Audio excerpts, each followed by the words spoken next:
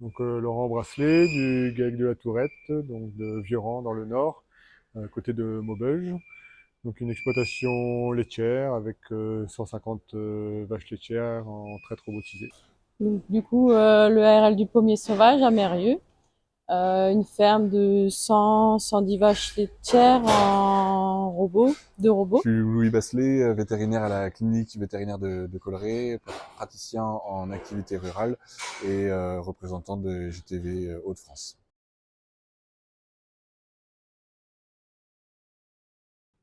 Alors les premiers symptômes ont d'abord été des avortements au mois de juillet. On a fait différentes analyses pour essayer de savoir quelle maladie c'était. On a fait donc brucellose, enfin les premières maladies qui sont testées. Et ensuite, on avait testé la néosporose. On a retrouvé deux trois cas de néosporose sur les vaches. Et donc, on s'est dit que c'était la néosporose. Et en fait, à mon avis, c'est des bêtes qui ont eu plus une baisse d'immunité, mais ça a été les premières impactées. Donc, c'est les premières qui ont lâché. Parce que sur 15 jours, on a dû avoir 7 ou 8 avortements en vache laitière, de 8 mois de gestation à 4 mois de gestation. À peu près. Et donc après, donc on s'était arrêté à ça. Et puis ensuite, on a eu des bêtes qui étaient prises pulmonaires. On ne savait pas, ça a commencé à baver. Et donc là, en discutant avec les vétérinaires, on a dit, bah, on va tester la fièvre cattarale. Et puis c'est revenu positif. À partir de là qu'on a commencé à réfléchir à ça, on n'y avait pas vraiment, enfin, on savait que ça arrivait dans le secteur, mais voilà, après, tant qu'on n'a pas de résultat positif, on ne l'est pas. Mais quand on avait fait l'analyse, on était déjà sûr quasiment avant d'avoir le résultat qu'on était positif.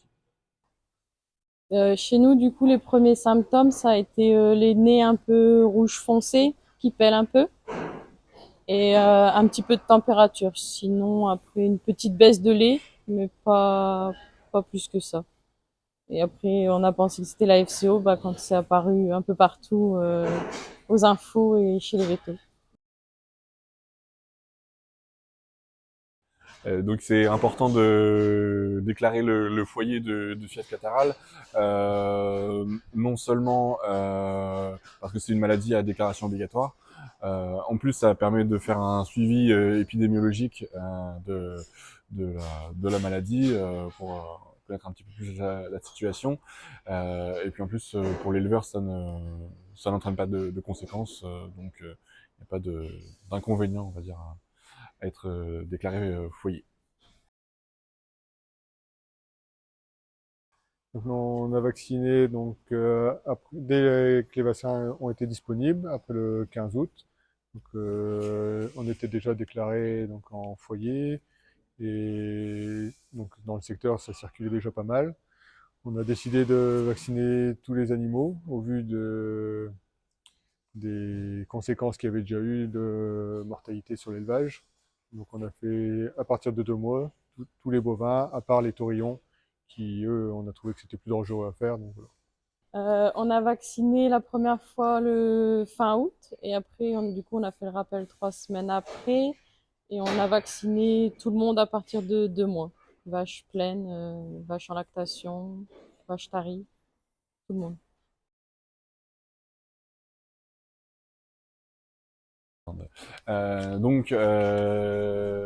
Alors, il est recommandé de vacciner tous les animaux en bonne santé à partir de 2 mois. Il n'y a pas d'effet indésirable, donc de contre-indication à la vaccination sur des vaches en gestation ou en lactation. Pour ce qui est des mâles, il n'y a pas eu d'études qui a permis de montrer s'il y avait une efficacité et ou une innocuité du vaccin.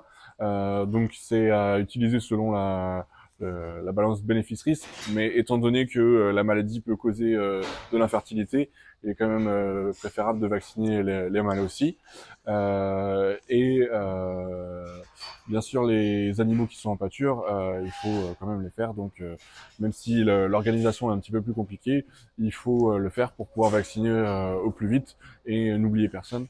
Parce que si on ne vaccine pas tout le monde, la vaccination est moins efficace sur le troupeau.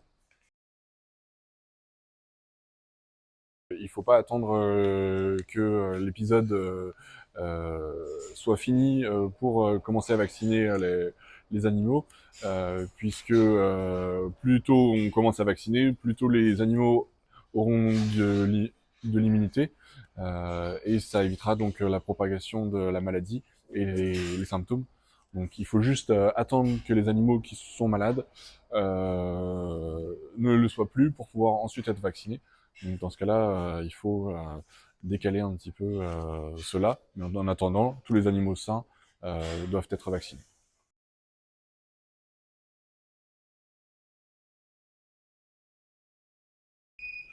En ce qui concerne les effets secondaires, je ne pourrais pas dire que j'en ai vraiment constaté. On était touché donc par la fièvre catarrhale. On avait déjà des avortements avant de vacciner. On a encore eu des avortements après, dans la période, tant que le vaccin devienne efficace. Donc, pour moi, il n'y a pas eu d'effet secondaire. C'est plus le temps de mise en place du vaccin. Donc, première vaccination, 3 semaines après le rappel. Et j'ai eu des avortements jusque 15 jours après le rappel. Et depuis ce temps, donc ça va faire un mois, nous n'avons plus d'avortement. Donc je conseille la vaccination à tous les éleveurs afin de réduire au maximum le risque de contamination entre élevages. Du coup, en effet secondaire, à part des petits pics de fièvre, rien de méchant. Et non, je regrette pas du tout la vaccination parce qu'au final, du coup, on n'a pas perdu de bêtes et elles vont bien. Et la recommander, bah oui. Si ça peut quand même aider les vaches, c'est le principal. Donc il est encore temps de vacciner. Alors non seulement parce que les températures sont encore clémentes cette période de l'année et probablement jusqu'à la fin de l'année, donc les contaminations sont encore possibles. De plus, il faut profiter que le vaccin est pris en charge par l'État et que l'éleveur peut faire lui-même la vaccination. Donc il n'y a pas de surcoût pour l'éleveur.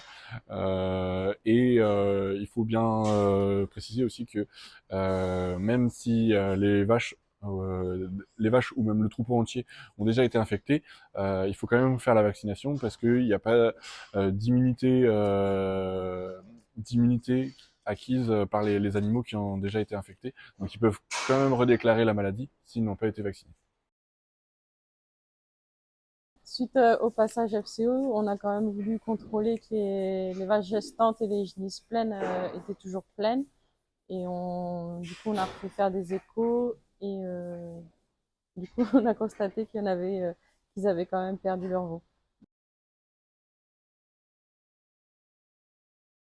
À ce jour, fin octobre, il n'y a pas encore de cas déclarés de FCO8 ou de MHE dans les Hauts-de-France.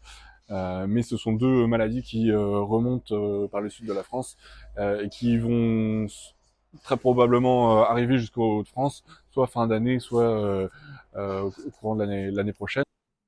Il n'y a pas d'action du vaccin contre le sérotype 3 de la FCO sur le sérotype 8. Donc il faut quand même vacciner les animaux contre le sérotype 8 s'ils ont quand même été vaccinés contre le 3. Il faut bien préciser aussi qu'il ne faut pas vacciner les animaux en même temps avec les différents vaccins, même si cela engendre du coup plus de manipulation. Il faut bien faire chaque vaccin séparément. Du coup, on vaccinera aussi également pour la MHE, mais plutôt début d'année avant la saison de pâturage et que les mouches elles reviennent. Et également la FCO8 quand les vaccins ils seront disponibles.